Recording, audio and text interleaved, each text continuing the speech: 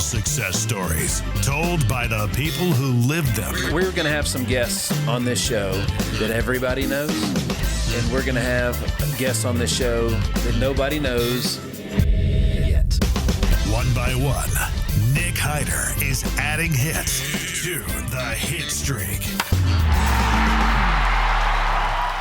Blessings, folks. Welcome back to another episode of the Hitstreak. I'm your man, Nick Hyder, and I've got an extra special treat for you.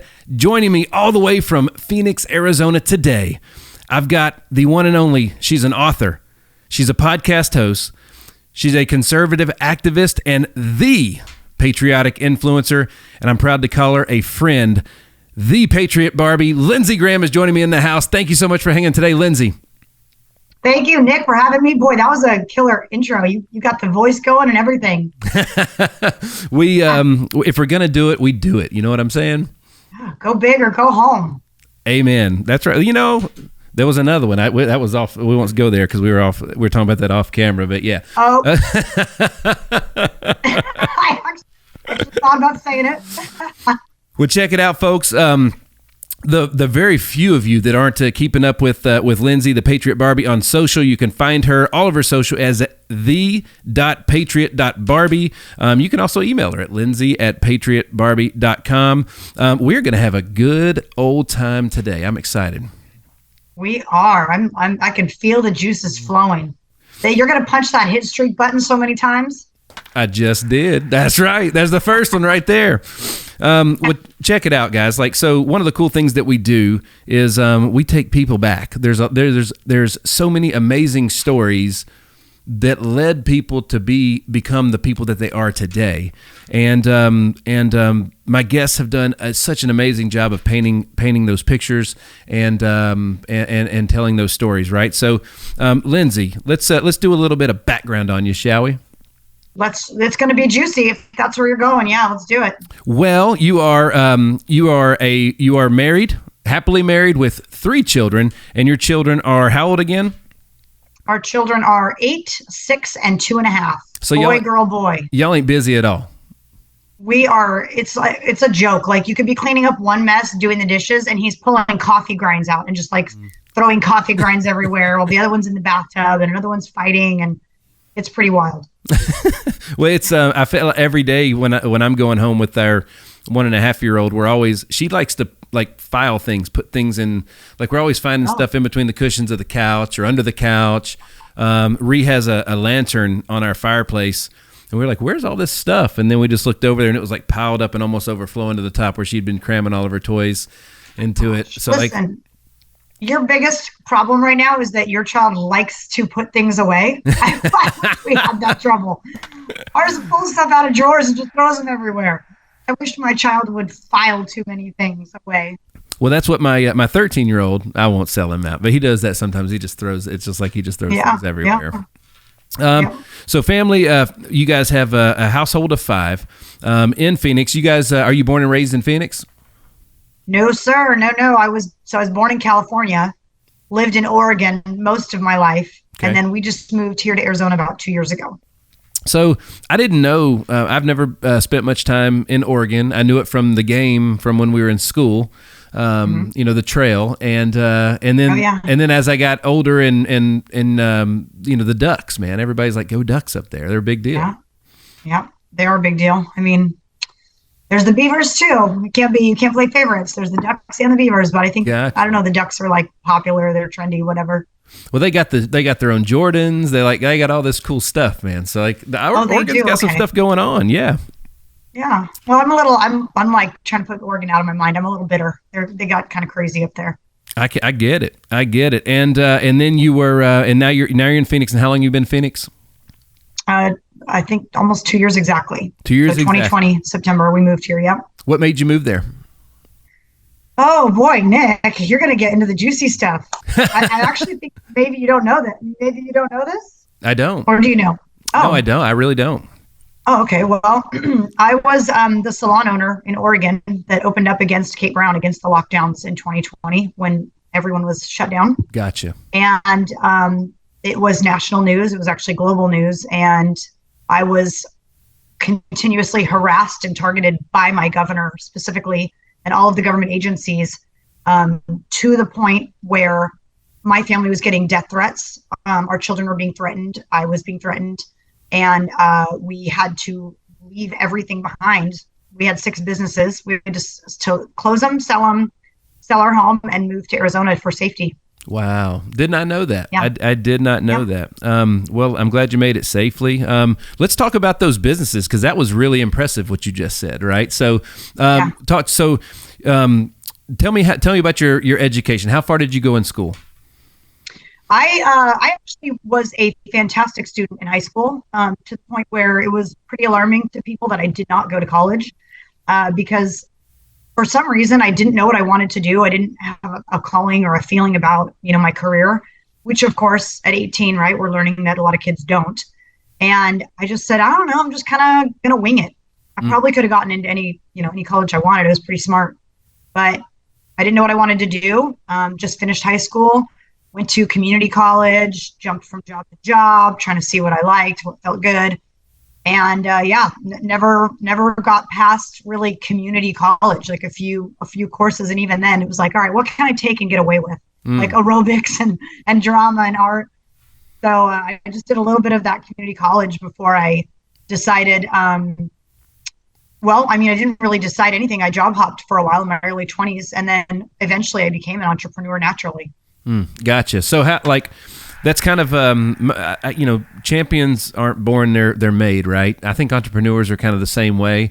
I knew that as an athlete, I was a good teammate, and I could play for other people, but as I had a hard time working for other people. It was weird, that transition. So I always wanted to, I don't know, I guess I was always going to outwork everybody. So like, I felt like if somebody was in charge of what I was going to do, they were never going to let me do as much as I wanted to. And I feel like if I was going to be the best, I should get paid like the best, and all those things. Right. So, working, like, I don't know, I was probably not a good employee. Well, I'm not a good employee now. It's why we're in Arizona, and I'm like, I should probably get a job, but I just can't. I can't force myself to work for anyone else. And now I feel like, okay, what's my next business? What's our next business that we're building, which we are getting ready to launch an apparel company literally on Monday. So wow. I've got a business in the works right now. Tell me about the apparel company before we get back to the when you first started out. You had to talk to me about that. Okay. So I've got such a huge following on Instagram now as a patriotic, Jesus-loving fighter, that Officer Brandon Tatum actually reached. Do you know who that is? I do know. Yes, I'm familiar. Yeah. He reached out to me and said, listen, my warehouse guy wants to talk to you. And they pulled me into a meeting and said, we want to help you launch an apparel company, which is the biggest blessing. I mean, wow. The whole reason I haven't launched a company down here is because I'm so busy on Instagram as an activist, as an influencer, boots on the ground, that I can't imagine storing apparel like in my office behind me and trying to fulfill orders every day. So him reaching out and saying, listen, you be the face, you be the public figure that you are. You tell me what you want to do. We'll hook you up with our apparel company. We'll warehouse it. We'll ship it. We'll do everything for you. And Brandon Tatum's even willing to help me promote it. So wow, it's like literally the Lord just said, here's your next step. Like, here's what you need to be doing, because I've looked into it so many different ways, and every way ended with me going, okay, well, if this really gets big, which I would want it to, if it's a company, I can't fulfill orders in my garage. So this is just such a blessing for him to come forward and offer to help me do this. And so on Monday, we should be live right before Black Friday. Wow. With a very niched out rocker tee, vintage rocker that's all Jesus and America and patriotic and biblical. But for girls like me who got that kind of rough look, but I don't want to wear, just the Christian scriptures on my shirt. I want something cool. So we've got eagles and skulls and crossbones and crosses and Bibles. It's going to be awesome. Fantastic. That gets a hit right there. Well, congratulations, first of all, on that. And we talk a lot about how important relationships are, how who you hang around have a massive influence on how you think and everything else. And there you go. A relationship coming through and creating a new opportunity, man. That's awesome. Yes, absolutely. He's been he pulled me aside this last week and said, let's talk about your YouTube channel. So I'm like, oh gosh, okay, here we go. He's gonna he's going to work with me with my YouTube channel, try to get that rolling. So he's a great guy. Very, very thankful for these relationships. The YouTube one it's a hard one to crack, man. And for us, I think it should be everybody's first that they go after.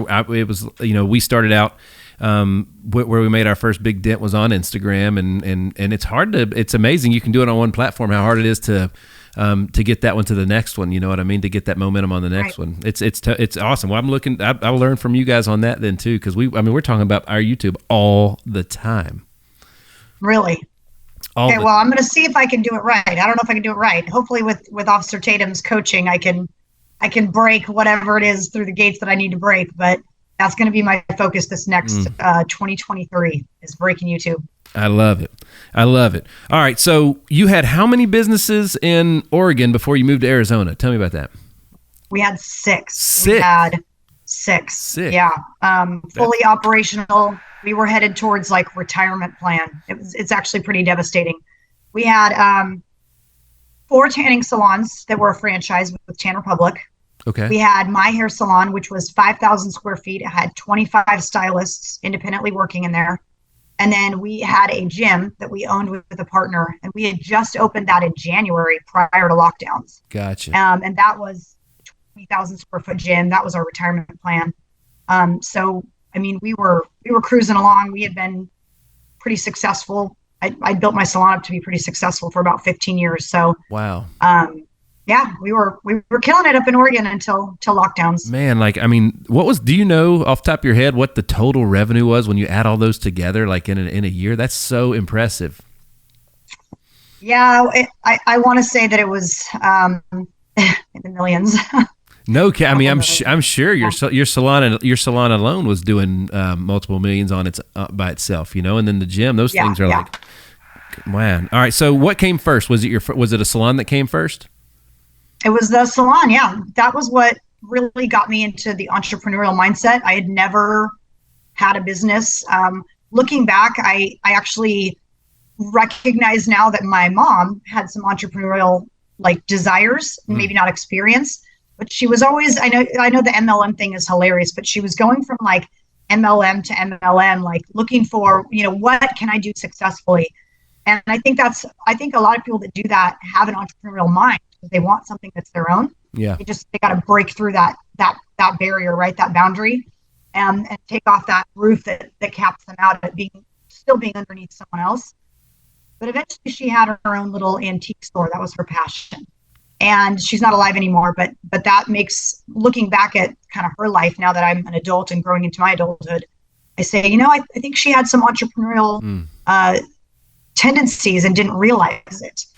So when I became a hairstylist, it was kind of impulsive. Like I said, I didn't want to go to college. I didn't know what I wanted to do. Someone told me, well, you're pretty creative and artistic. You should go to hair school. And I went, okay. So, it was $5,000 back then. I went to school, graduated, started doing hair, paid my dad back the $5,000 within the first 6 months. I was so successful.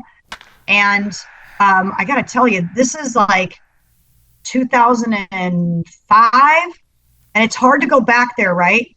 But the internet was just sort of blowing up with instead of being in a phone book, you want to be on, yellowpages.com. It was that era.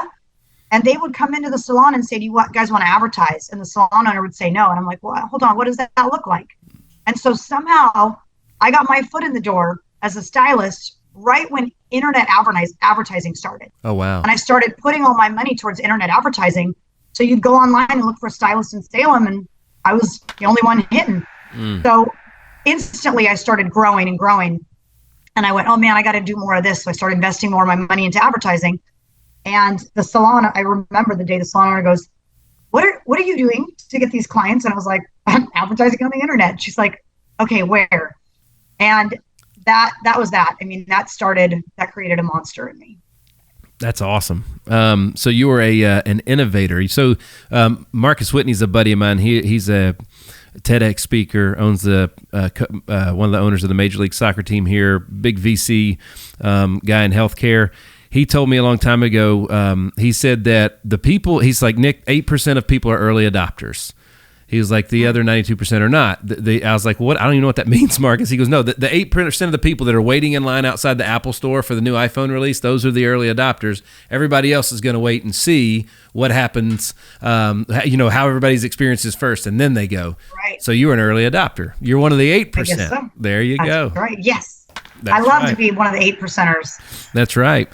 So you had I actually speak to a lot of there's a program here, and a lot of the people that I speak to are they're trying to figure out how to open up a salon. So this is actually really neat. I'm interested to hear about this part. So did you start like renting a booth with somebody else? Like how did you go from I just got out of school? Is it hair school, salon school? How do you what's it properly? Yeah, I guess cosmetology school is like the most professional way you can say it. Yeah, that's right. It's kind of like, what do they call waiters, Connor, when you're a mixologist or you're a bartender? Yeah. So, all right. So you got out of cosmetology school, right? And then now you're just trying to figure out some folks to do some hair, right? How long did it take before you owned your spot? All right. So the timing goes like this. I got out of hair school. I got offered a job immediately at one of those mall places and went, sweet, I got offered a job. Cool. Went and did it and immediately knew that was not for me. I was not a make, $6 on a haircut. And if you do $1 million in this hour, then we'll raise your commission. And then maybe you could make a normal wage. I was not happy there. So I was only there for about, I think, a month, maybe 2 months. And a girl that worked there was getting ready to open her own salon. And it was leasing, so booth rental. And I said, you know what? I'm just going to take a risk. I worked at a coffee shop from 6 a.m. to I think 12 or 1 every single day, 5 days a week. And I said, you know what? I can ask the owner if I can pass out my cards and get clients that way, or I can just talk to people and get clients. And I'm going to do this. I can break even. That's all I got to do is break even, right? I can make money at the coffee shop. So I took a risk and I rented at her salon. It was brand new. So she wasn't bringing in clients necessarily yet, but it was in downtown Salem. And I did. I passed out my cards to all my coffee clients, and then they started coming in. And then I made sure to double down on an excellent referral program so that they would be handing out my cards to everybody as they left. And that's where I started. I was there for 3 years, built up my clientele massively with the same owner. And then that's when I decided so I moved to another salon for a year thinking I could do better at a different salon. But what I realized is I needed to do better because I needed to be the one deciding, the atmosphere and the cleanliness of the salon and the drama. That's right. And so 1 year at another salon, and I immediately started planning my salon. I said, I'm going to open my own place. I started looking for buildings. And the story could get really, really long if you wanted to, but God totally opened all of the doors for me in the perfect building with the perfect landlord. And I started hitting up the Goodwill and looking for my furniture and my supplies, whatever I could do to make a business, and started storing it in a storage unit. So when it was time to actually open my salon, all I needed were stylists. I had everything fully decorated, paint bought. I opened my salon straight out of pocket. Wow. Yeah. I mean, I was a 24-year-old girl with ambition that my parents had never seen and went, what, and who is this woman? And the first salon I rented was like 1,500 square feet. It wasn't a little like studio. It was, that's decent size. Yeah, that's decent size. It's a decent size. I had nail stations. I had tanning rooms. I had 8 to 10 stylist stations. I went big. Wow. First run out. Yep. And before I even opened the doors, I was bringing stylists through this raw building, showing them my vision. And before I even started renovating the building, I had 5 stylists signing leases saying, yep, we want to work with you. Man, that's incredible. Awesome. And nobody taught you that. No, see, nobody. I haven't taken a single business class in my entire life. Not one. And you mentioned that the internet was so new. It's not like you could just go online and watch Gary Vee or Grant Cardone or Tony Robbins or anybody, like just go in there for free on YouTube and be like, let me just see how to start a business. Yeah, no, I did. It's hard. It's daunting to even think about. But at that time, I made my own website. I had to go on GoDaddy or whatever it was back then and buy my own web domain and then go, okay, I'll create the free website and do that. I had to put out my own Craigslist ads looking for stylists. I had to write my own leases up. What do I want it to say? Oh my I had gosh. to, I mean, I was like, I ran the whole thing at 24 and I don't know how I did it. Well, probably because I didn't have kids. I wasn't exhausted, but I couldn't do something like that now. But it was pretty supernatural for me to kind of do what I was doing. And I remember my dad going, where did this girl come from? How did you learn this? And I went, I don't know. I'm just figuring it out as I go. So that's it. And like, we talk about that a lot here with some of our newer agents, some of our newer entrepreneurs. And, a lot of times I'm actually telling all of our leadership, we have a bad habit of they ask a question and we answer it. And I'm like, what's the saying? You give a man a fish, he eats once. You teach a man to fish, he eats forever. I'm like, answer a question with the question. Just try it and see where their mind goes and see what happens. Let them start to problem solve this stuff, because you can give them the answer, but if they don't know how to get there, you wasted their time, yours, and their expectations are not met, and that's usually like, oh man, I guess I can't do this, and then they quit. You know what I mean? So, congratulations. I mean, that's how I did it. It was 15 years of failure and learning every single time, how to get that. Well, that's absolutely incredible. Let me ask you this. You mentioned that you mentioned mom and dad. You said your mom had passed away. Is your dad still with us today? Yes, he's actually in Arizona as well. Awesome. Well, that's good. It's good to have them close. And I've never lost a parent, right? So I'm fortunate in that. How old were you when you lost your mom? My mom died actually 1 year. I think 1 year. Oh, I'm sorry. Let's see. Do the math. My mom died 2 months after I opened my first salon. Oh, she wow. died in 2009. Yeah. Man. How did loss is inevitable in this lifetime, and a lot of times people will change their path, their trajectory, they'll use that as a crutch. Something was told to me one time, when it was a buddy of mine that had lost a family, somebody I look up to, and he said, man, like, he said, what they would want me to do is what I'm going to focus on. Now I'm not going to focus on the loss. I'm going to focus on, I know what they wanted for me, and that's going to be my, like, how I'm going to live in their legacy. That's how I'm going to pay homage and pay respect. Is to do it that way. Is that kind of like, what was your thought process? I mean, you're 2 months in on a salon. You're probably still not above water just yet. You're still figuring things out, and then that happens. It was life altering actually at that point, because I had a really tough relationship with my mom in my early years. We're both hard-headed women, so I mean, we butt heads all the time. We had just started repairing our relationship. I remember her being at the salon and helping me paint and being proud of me, and that was beautiful. Gotcha. But then to lose her shortly after was incredibly hard, because it felt like at that age, as a young woman, you do things to impress your parents. You do things to make your parents proud. Absolutely. I was really unhappily married at that time, so it had nothing to do with how proud of me he was. He was doing his own thing. And so losing my mom, I felt like, what is all this for then? I don't have kids. I don't, this marriage is about to end.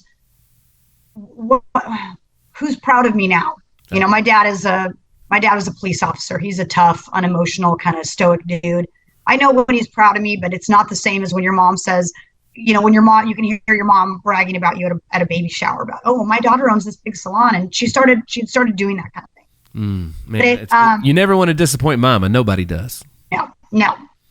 But I had to learn to do things for my own pride, right? I mean, obviously I didn't open a salon for my mom. It was just nice to have that reinforcement, that reassurance. Mm-hmm. So since then, I think it was 24, 25. It's been 15 years without her, more. I've just kind of had to look at my accomplishments as something that I'm doing for the Lord, or for, my own life, or for my kids, leaving a legacy for my kids, as opposed to, it forced me to grow up, I guess. At 25, I was still I'd had a pretty colorful, like early 20s. I was still pretty dependent on my parents for things. And Yeah. it forced me to grow up and say, okay, I'm not here to just do things for them. We made our, the mark that, the thing that we're known for most today is, the success we've had in the industry of health insurance. And it's funny because, I played, baseball as a professional player for 5 years. My wife and I owned 6 different nightclubs and restaurants over 5 years as owners and operators. We didn't know how to manage no money, but literally it was 2013. I was 32 years old when I got offered to open my insurance agency. I literally had they're like, yeah, and all you got to do is pay for the licensing. It's only $300 at the time, and I was like, oh, can I go to the bathroom? And you know what I mean? They're like. And I was like, I'll be right back. And I had to walk out to the parking lot and call my dad to borrow his credit card to pay for the $300. I was so broke when we started it because Wow. I had lost everything, right? And it's funny because back then, but now and my dad told me when I got the money, he asked me what it was for, and he said, "Sure, but don't come back." Don't come back. My mom had told me that too because I was playing both sides. When I needed stuff, no, they didn't know what the other one was giving me. But both of them said it at the same time. It was like they both knew it was time for me to be cut off. For me to, I had a girl at home I couldn't afford to marry, and our son was very young, and so like there was a evolutionary change within my subconscious where all of a sudden, just like you just said, I had to. This life is mine, and I have to own it. And it was almost like I took ownership at that moment. I quit. I always knew my parents were going to be there, so I would just let things happen. I would fail, or I don't know. It wasn't necessarily intentional or on purpose, but as soon as my back was against the wall and I knew it was just me and my family and nobody was going to rescue us, we didn't have that issue anymore. Yep, exactly. Yep, you are forced into making sure that the net that you don't fall because the net's not there anymore. And we got a lot to cover with your book and your podcast and what you're doing in the world of merchant processing and everything. So tell me how you. So we talked about how you got to your first salon. You overcame what most people would consider a tragedy in your life, a significant loss, right? So walk me through from one to all your other ventures in the gym, because you had 6 total businesses, right? So how did you get into the next thing? Okay, so I did that salon I did that. So that was Glamour Salon. I'd had that now since 2009. Glamour Salon. That's such a good brand. Holy cow. Yeah. So I'm sitting there with a girlfriend trying to pick out a name, and she's reading Glamour magazine, and I go, Glamour Salon. Glamour Salon. She goes, it's perfect. And we got the website, we got the Instagram, there wasn't Instagram yet, but we got the Facebook, whatever it was. Just like Patriot Barbie, I got called the Patriot Barbie as a slander. I was like, that is a compliment. Yeah, and I sure enough, Nick, went online, patriotbarbie.com, done. Thepatriotbarbie.com, done. Instagram, done. Facebook, done. I could have swore my sister had a Patriot Barbie when she was a kid. Did they not make a Patriot Barbie, like the Barbie doll? Did they not? Yeah, they have one. It's like the old constitutional, I don't even know what era it was. She's got the big dress and then the captain's hat. Uh-huh. That's the Patriot Barbie. Gotcha. But I can't believe Mattel or whoever it was didn't own that. Come on. I know, I guess .com, why would they have a website for their own, I don't know, page? I don't know. It doesn't make sense. But I'm like, well, it's fine. So that's awesome. It's kind of a segue into my next business. But anyway, so Glamour Salon, 2009 we opened. I had it until just 2 years ago. Divorced the husband that was not my soulmate. Married my husband now. So we've been married for a little over 11 years. Congratulations. And thank you. Moved the salon around, expanded, did all those things. And throughout our marriage, he kind of discovered that he was an accidental entrepreneur too. And we bought and sold gyms. He would build gyms, build them up, sell them, had some bad partnerships, things like that. And finally, we started acquiring those Tan Republics throughout our marriage as well, because the first job I had when I was in beauty school was at a Tan Republic. And then once I started building the success of my salon, the CEO said, "Hey, why don't you open one?" We went, "Okay." So we slowly started acquiring Tanner Publics. Was that a franchise? It's a franchise. Yep. Man, so you business owners, franchise owners, this is unbelievable. Yeah. It's exhausting to think about now. Well, it's my salon grew. Well, it's just kind of like with everything that's going on today. Everybody, nobody really does any research or homework on things that where judgment is cast so quickly. I catch myself doing it from time to time, and that's not my having a 13-year-old and him being we share a lot with him, and he's here a lot. He sits in the studio when we're doing podcasts all the time. And so we hear some very mature conversations. And, when you have a kid like that that's watching everything you do, we're always talking about man, dude, if you can't say something good, just shut up, just stop. You know what I mean? If you can say something or at least just balance it. If you got a complaint, we'll give a compliment and watch what happens at the end of your day. You know what I mean? Just give me some balance type thing. Yeah. Some good news. And, with the amount of reach that you have, and as big as you are, that's just a part of the game, right? As a matter of fact, if you don't have a certain amount of people that just don't like what you're doing or what you stand for, or haters as we call them, you ain't reaching enough people. You got to get those. The biggest movie star on the planet is going to have people that hate his new movie.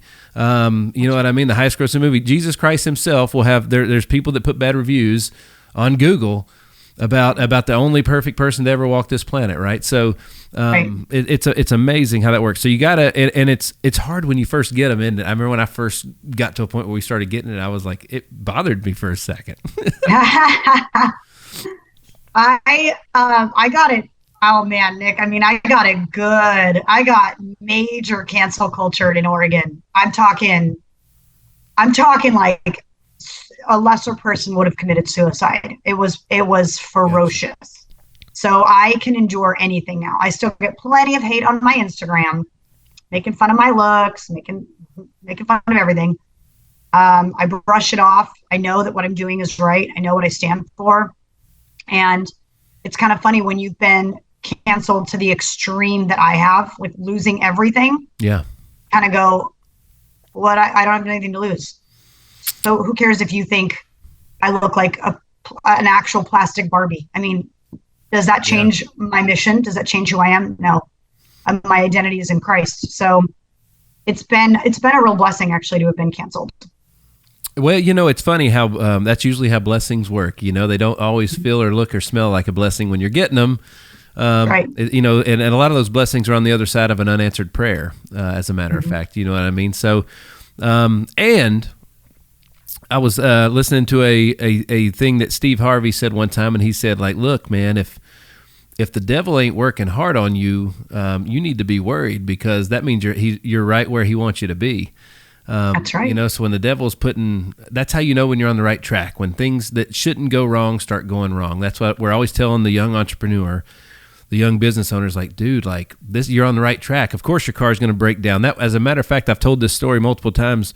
The day that Rhiannon and I got married, we had gone through, I realized that the reason we got out of the bar business is I wasn't mature enough to do all my revenue at night, surrounded by alcohol with all these people.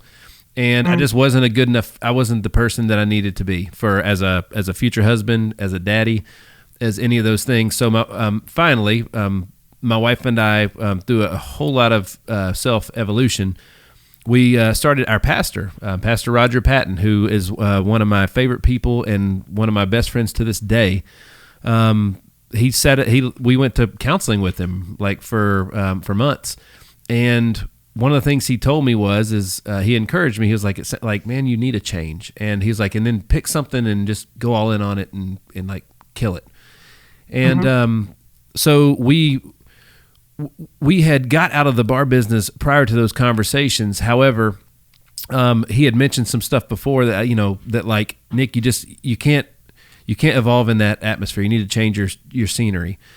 And, man, it was so hard to grow when I was surrounded by all that. It was it's just amazing. Honestly, I forgot where I was even going with that whole thing because I got lost in the story.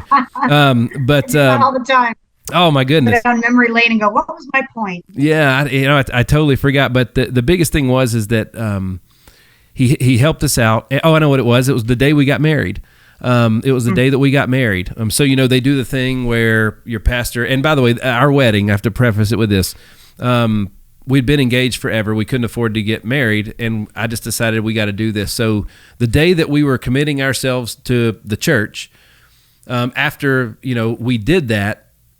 Pastor, they had a recording that I had made that they played over the speakers, and then Pastor Roger looked at Randy and said, I think Nick just asked you to marry him. So like right there, it was a shot, like she didn't know it was coming, shotgun wedding, right there in the middle of church. And then we had a big party a few months later. But after he said, I now pronounce you man and wife. Right. So, and then you walk down the center aisle. Well, like he was behind us, and there we go, right? And of course, we're like waving, taking our time going down through there. Somehow at the end of the aisle, he met us there. I don't know. He went around. I still don't know how he did it. But he got there and he gave us hugs, and he said, hey, man, look, you guys have to, I have to say this. He was like, you guys have made the biggest decisions of your lifetime today. He was like, and there's a good side and there's a bad side to this story. He's like, the bad side's not happy today. So it's going to be doing everything that it can to bring you back. Yeah. Yep. And literally everything that could go wrong in life after that, I think, happened. Oh my gosh! For a while, so that's how you know when you're on the right track. I found my way back. That's right. I found my way back to the point. Yep. Right. When things get hard, it's because I know Satan's trying to make it harder for me to keep doing what I'm doing. That's right. Because he doesn't like it. What will stop me? What will discourage me? What will upset me? What will get me down? What will quiet me down and shut me up? It happens. It's happening currently, actually. That's right. And it's so important to be authentic. All these amazing people that I've had in the studio with me all mention that word, authenticity. You have to be true to yourself. You have to be true to yourself, right? Yep. All right. So you've moved to Arizona, and what came first, the books or the podcast? The book came first. I moved to Arizona. Yep. I was flying back to Oregon once a month to work on clients, try to hold on to that income. And I very distinctly heard the Lord call me to write a book through 3 different people. He basically said it, write a book. So I sat down, and within, I want to say 4 months, I had sat down and written the entire book, targeted. You wrote front it? to back. So walk me through that process, because people have said that about me, and I'm like, I don't even do I get it? Some people are like, yeah, you just get a ghostwriter, you just throw it here and do that, and like then Brad Lee was like, I wrote every dang word of it. You know what I mean? He's like, and you can tell when you read it. So you wrote the whole thing. I did. I sat down at this very computer where I'm at right now and wrote. I started writing, and as stories would come to me about how I believe that God gave me the strength to fight, this culture and the government. Okay, well, where do I start? And then, there's a lot of stories in my 20s that I did not want to write in this book, and I didn't want my dad to read. Gotcha. And they are ugly, but I cannot help that when I sat here and tried to write about finding the strength to do XYZ, I had to tell this story. And so God just sort of said, just do it, just write it. You can always take it out later, right? But he never wanted me to. I wrote pretty much my testimony in this book, and what I believe God did in my 20s to prepare me to be, it sounds ridiculous, but the Patriot Barbie, to be who I am now, a loud voice, an influencer, a conservative activist, like somebody that people trust to speak up and stand up for them. Well, leadership is a calling, and folks, when you look at somebody that's as amazing as the person that I'm talking to today, from the business perspective, I mean, how many people can do what she's done and then publish a book on top? Like that's it. I'm telling you, that's something that we've been eyeballing here for about a year now, and it's an undertaking. How long did that take for you to, like, how much time did you have to commit to finish that? Oh, a lot. My kids would go to school, and I would hold my baby and type with one hand. And then when he would go down for nap, I would type like a mad woman. Took me probably about 4 to 5 months to write it myself. And then I went back and edited it myself. And then I sent it off for editing. and then I self-published it. So that there was so much in it, speaking out in faith and against government, that I felt like if I went for a publisher that they would try to censor me or take some things out. Gotcha. And I didn't want that. So I self-published it. Man, that is so probably, the whole process, probably 9 months. Wow. That is incredible. And that's fast to do something like that. Fast. Yeah. That's very fast. Listen, when I say the Lord called me to do it, the story of how he called me to do it is in the actual book, right? I wrote a small bit. When God tells you to do something, you do it. I didn't want to write a book. I had no intention of writing a book. It was never the goal. But when you know that God is telling you to do something, you do it. And so it's this is my only mission right now. God is what God told me to do. And I ignored my Instagram, and I ignored emails, and I buckled down, and I didn't do hair when I got down here. I didn't do anything. I wrote my book. Man, and that's got to be so, because when you go as hard as you went to get all those business off the ground, starting that salon and everything else, you lived and breathed it 24/7, 365. And then you get to Arizona, you're in a new place. So obviously you don't have acquaintances and friends and colleagues and stuff to go hang out with. So you got a lot of extra time when you move to a new place, when you're on the road. And now you don't have work that you can dive in. Now you're just doing this whole out of the blue. I'm gonna do it. You know what? I'm not starting a new business. I'm writing a book. Most people would be like, "You're crazy." Yeah, it is crazy, and it's not a bestseller. It's not my income. I'm not an author as a living. I actually still don't know why God had me write it. Well, let's change that. Where can they get it from? PatriotBarbie.com. There you go. /shop. Yeah. PatriotBarbie.com. Folks, you got to spend some money on this website. I'm telling you. I know that we recommend a lot of books around here. And man, that's your story's incredible. So that's going to be, we just made a clip about that the other day. That's a question, right? So we'll put that one in there. That's fantastic. So one book so far. Do you have plans for another one? No, I actually have 2 children's books that I have, written in my head on my notes in my phone. Ready to go. I'm looking for an illustrator. And then I potentially would self-publish that one as well. That's fantastic. I know me personally. Kind of praying on that one. Yeah, I know me personally. I like books with pictures. Yeah. All right. So and then so how did the podcast? I'd love to hear about this, because we're all about launching podcasts here in Nashville, and it took me a while to get mine off the ground. And the only thing I regret in doing it is that I didn't do it a year or two before. You know what I mean? So talk to me about how you launched yours. Well, I was on the radio with a partner, and that didn't work out. And we were paying the radio a lot of money to be, quote, on the radio. I was hustling, getting sponsorships every single month. And so when the partnership broke up, I've been very, very clear for the last 2 years that I believe God's called me to use my voice. So I wasn't ready to end the podcast portion of my life at all, just because my partner didn't want to do it.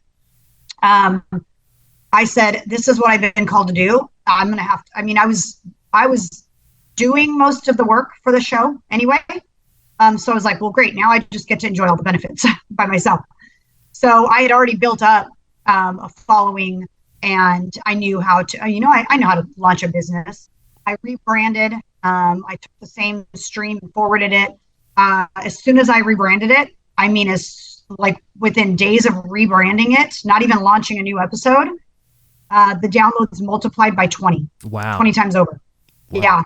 Yeah. It was God's way of saying, you didn't ever need a partner. That was just kind of your way of warming up. But it reiterated to me that he was like, I called you to do this, and now you're doing it as your own. You're doing it on your own. You're doing it under, my own instruction, my pretenses, the way I want to do it. No censorship, no answering to anyone else. And God has blessed it, 10 times over since rebranding to myself. So I'm on set, on camera, kind of like what you're doing. It looks a lot like a talk show, like wingback chairs and a coffee table. So fantastic. I've got big visions for that. Oh man. But I'm still learning. Oh man, I think it's fantastic. I love, I've done quite a few other people's podcasts, and when you get one that's well produced, they know what they're doing. It's a whole lot of fun. It's a great experience. It's one of my favorite things to do. I guess it's just because you feel different. Like it's so neat to be interviewed. Like I did a great one yesterday, and it's just so neat. I'm usually on the other side of the desk versus, so it's always good to get that perspective. And I think it makes you better on this side of the desk too, when you have both sides of experience. Yep. And I will say, a lot of people interviewed me when my story was national news back in 2020. And I still do probably a podcast interview a week, as it is, just kind of people keeping up with my story. Mm-hmm. But I really enjoy being on the interview side and giving other people a chance to tell their story, because I know there's so many people going through so many different things, and we have a ton of issues and a ton of things to talk about in this culture right now. And for me to already have a following and the ability to say, hey, this person in some random town in California is fighting this, I want to have her on so that I can help her tell her story, help her get support, get her story out there. And it's been a blessing to step back behind the desk and do the same thing for other people that was done for me. That's fantastic. That is fantastic. That gets another one right there, baby. So you got a lot going on out there. You are I've noticed some stuff about an amazing company, a company that their logo is the hat's right here on the desk. They're actually a sponsor of a new sponsor of the podcast, Rack Financial, and we're doing a lot of work with them. It's fantastic. We have a couple big announcements coming down here in just the next few days about this. Anyways, as a matter of fact, when this episode airs, they'll probably already be out. So that's pretty neat. But what do you have going on for Rack? Yeah, Rack, I'm in ground level with you. That company is fantastic. The owners, the CEOs, the whole team is like-minded, driven, motivated. They brought me in as a partner, and I'm bringing it to Arizona as much as I can, referring people. I've had 25, 30, 40 businesses reach out because my whole mission is, I think it's more than that. I think it's more than that now. Huh? I think it's more than that now. More than that. Yeah. Oh yeah. I'm trying not to check my logs every day. Holy cow! Yeah, she brings the noise, folks. She brings the noise. Yeah. So the biggest thing that they're doing for me is putting their money where their mouth is and donating back to organizations that need our support. When companies move their business over, which is a very simple thing to do. It might be a headache for like a day, and then you're good. They're saving money. Mm-hmm. They're donating back to a cause that they believe in, that we believe in, and that's how you change America. Putting your money into the right systems. That's right. So that's right. I'm a huge fan of Rack, huge fan, and really excited to be a partner with them. We've worked with quite a few companies that do.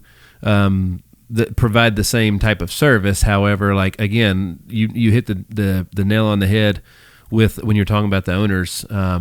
Like that was when my wife and I, it was the first time I met you in person. We were out there, and my wife and I met them the same day, and we came back, and it was just like, oh my gosh, we need more people like that in our life. They're just absolutely amazing, genuine people.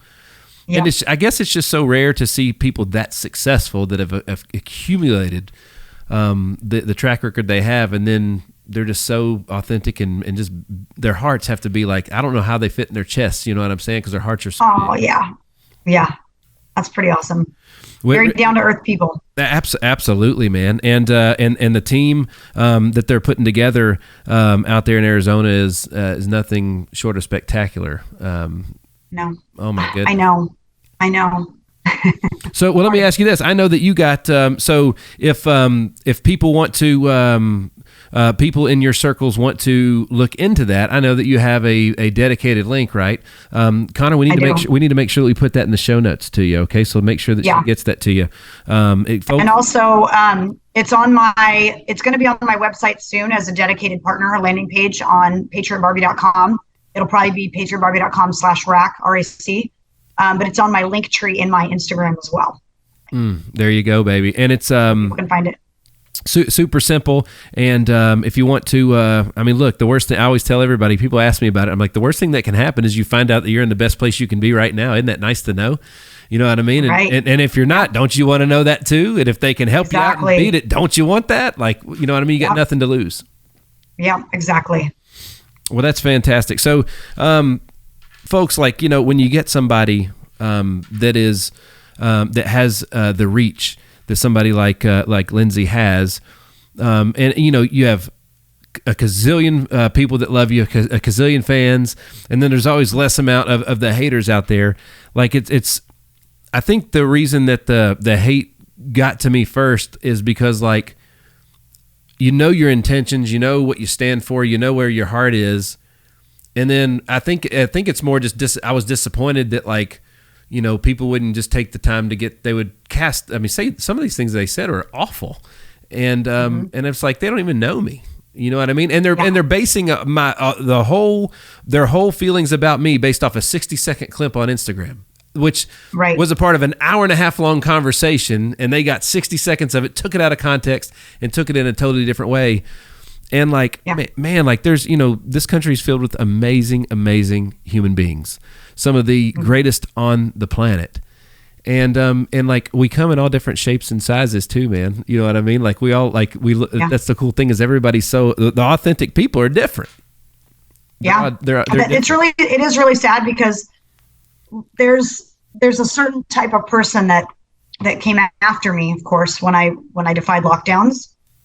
And the things that they would say were, of course, they were hurtful, but it was so frustrating, like you're saying, to be like, that statement is completely false. I have those kind of people that work in my salon. I am friends with certain people. I was called, of course, a racist, right? Like, I have my best friend is black, 14 years. Yep. I have black girls that come into my salon. I was called a homophobe. I'm like, I have 4 lesbians that work in my salon. Like, if you did any research at all, you would know I'm none of these things. Yeah. And it's so sad, because when you have so much to give, and I try to be, I'm as tolerant as I can be, right? Which is pretty tolerant, because God is love. But anyone that's coming after my kids or my livelihood or anything like that, you're going to get the teeth. Mm-hmm. But to try to be a tolerant person and then have them so intolerant and come after you so hard, it's just so sad, because it's the whole point of them attacking you is, well, you're dividing us and we need unity. Well, I was trying to be unified, and then you attacked me. Yeah. And it's such a vicious cycle.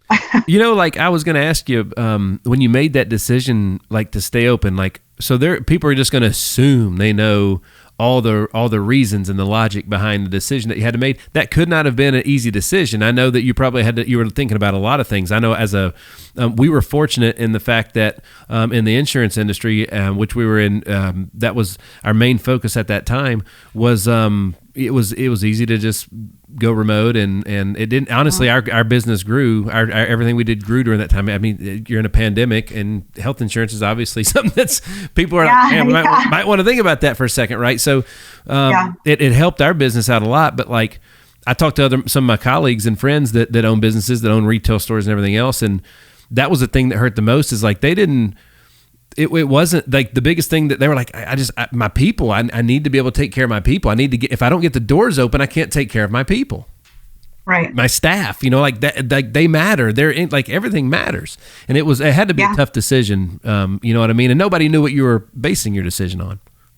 Right. And I've been very open about the fact that it was not political, because I was not a political person back then. And it wasn't even faith-based. It wasn't, the Lord told me to open up.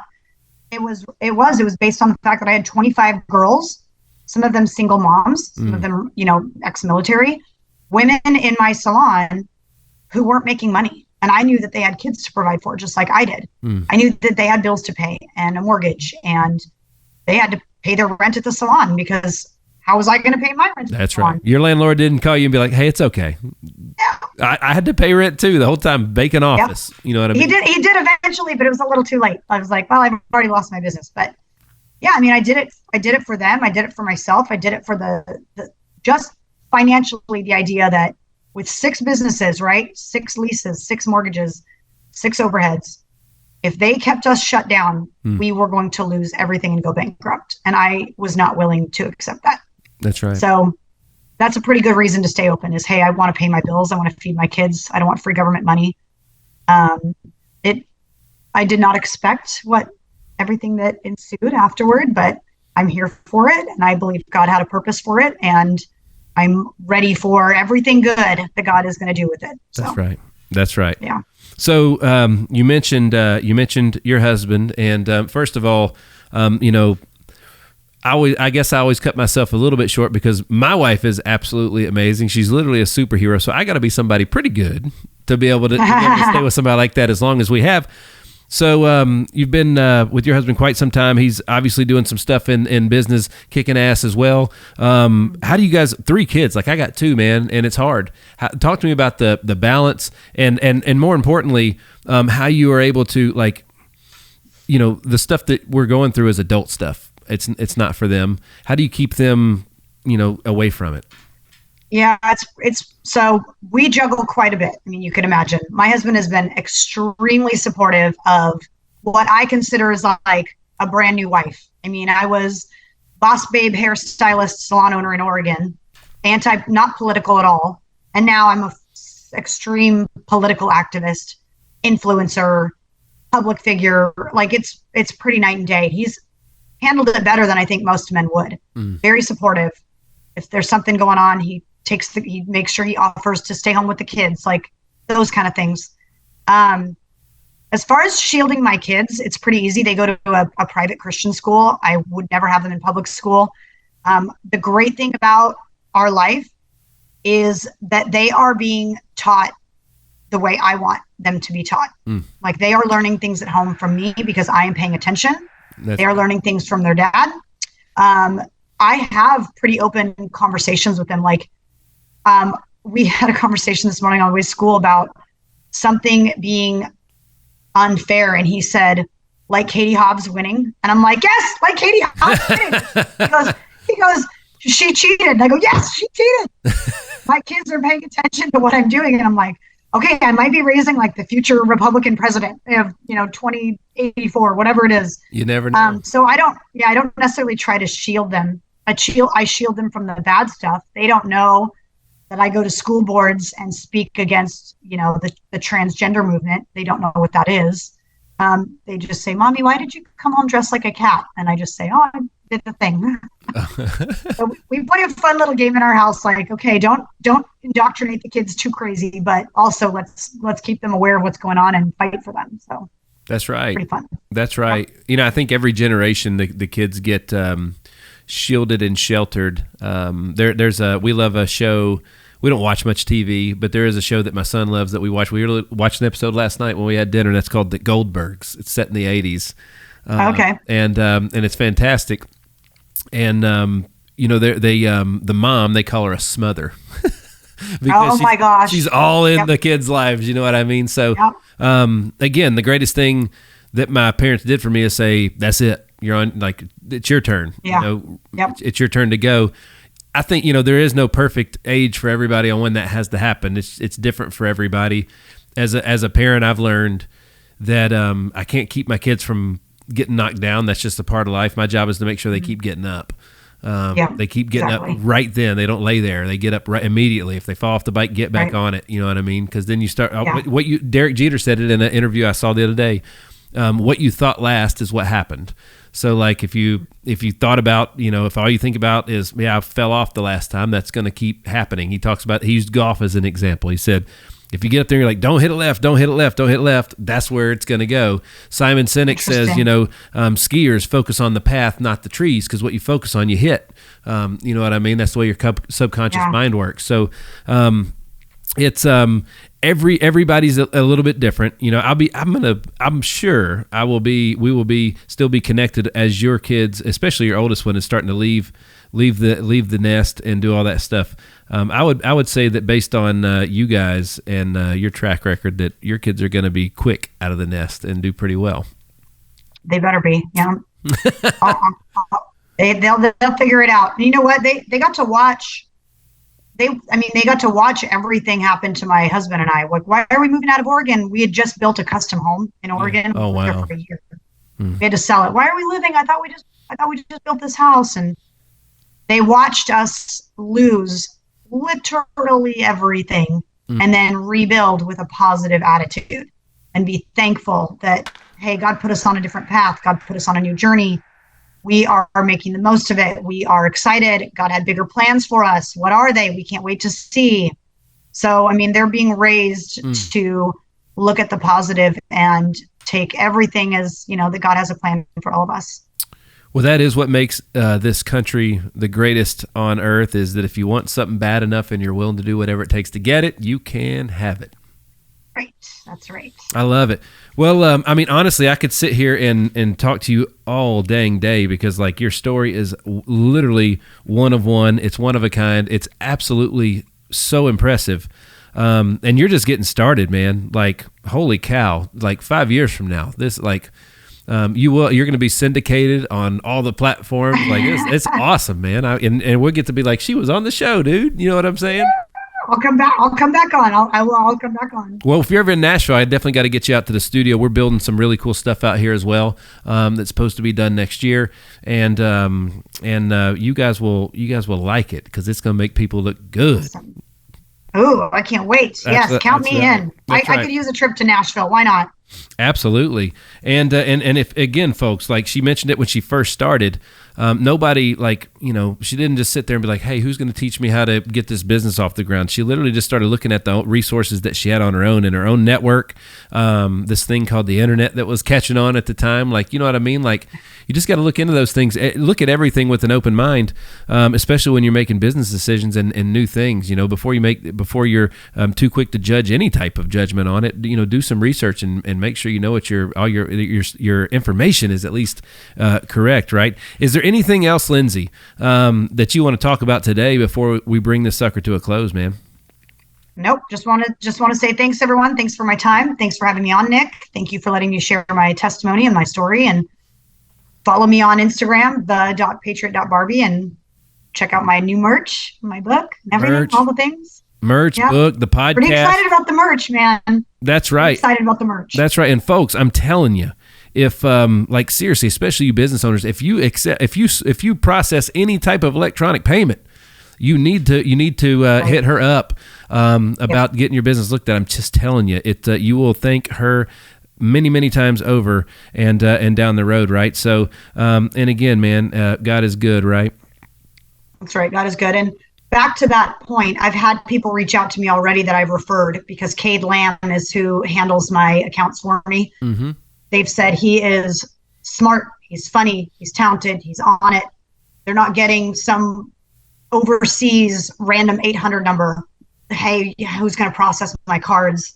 They're getting customer service. So, I mean, I can't say enough about Rack Financial and how great they're treating people that are looking to move over. So even if that wasn't the case, it's about saving America with our money. So that's right. I can't preach that enough. That's right. You free it up and you can give it to something that you care a lot about, right? You can give it to a cause you care a lot about. It's fantastic. With every single swipe of the card, man, every single purchase. And Cade he's a previous guest on the show. So is his daddy. And the best of them all is Mama.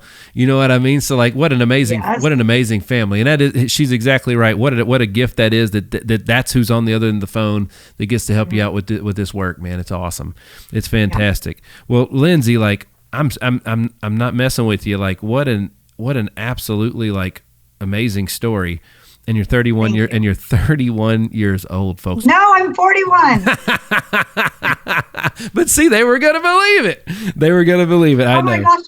When you started joking about my husband being 44 and going, yeah, get him. And I was like, did he hear 21 or something?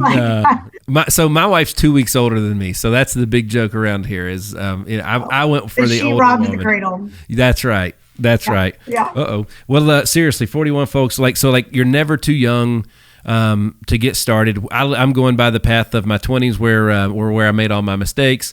My 30s where I was just trying to break even. 40s is where we became profitable, and then the late 40s and 50s is where we scale, baby. Right there. So we are in our highest earning years right now. Yep, we're going. And You guys, you youngins, get started now. I started my salon at 24. That's If right. I had started any later, that's why I don't have a salon now. That's right. Because I don't want to do it all at 41 again. Start young. And one of the ways, that you can, deal as your business gets big and you deal with negative feedback of any kind. We've mentioned, everybody knows here that I'm a man of faith. And I learned, because when you're growing up, they're always like, put everybody else first, right? And then you get on the airplane and they're like, well, put the oxygen mask on yourself first because you can't save anybody else. You have to have a certain relationship with yourself. How can you expect anybody else to like you if you don't like you? And your relationship with yourself is basically like how well you're gonna. And my relationship with myself is how well I know Jesus, right? So that's how I work on myself. Is I work on that relationship, and that's how I'm able to help others. Yeah, good for you. Well, first. That's right. And the name of the book is Targeted. One mom's fight for life, liberty, and the pursuit of happiness. Fantastic. And you can get that on patriotbarbie.com. Once again, folks, Lindsey Graham, the Patriot Barbie. All of her social is at the.patriot.barbie. Lindsey, tell everybody bye one more time. Bye, you guys. I'll miss you. I'll see you on Instagram. Yes, you will. Yes, you will. Definitely check her out on Instagram and everything else. And remember, man, like you just heard it. Like, what an amazing story. An amazing mind, an even more amazing heart, an amazing family. You know what I'm saying? So, like, just remember that. Do some research, folks, before you start throwing stones, man. Do some research. These are amazing. These are some amazing, amazing, amazing people. And I know I learn something and get something amazing from them every single day, right? So, it's hard to judge somebody by the size of their heart without getting to know them. I don't know how you can do that, right? Well, once again, folks, Lindsey Graham, the Patriot Barbie. All of her socials at the.patriot.barbie. Lindsey at patriotbarbie.com is how if you want to shoot her an email, you can buy all of her merch, her book. Check out basically all of her links to everything, including Rack Financial, are on patriotbarbie.com. Folks, thanks again for tuning in to another episode of The Hitstreak. I am your man, Nick Hyder. God bless.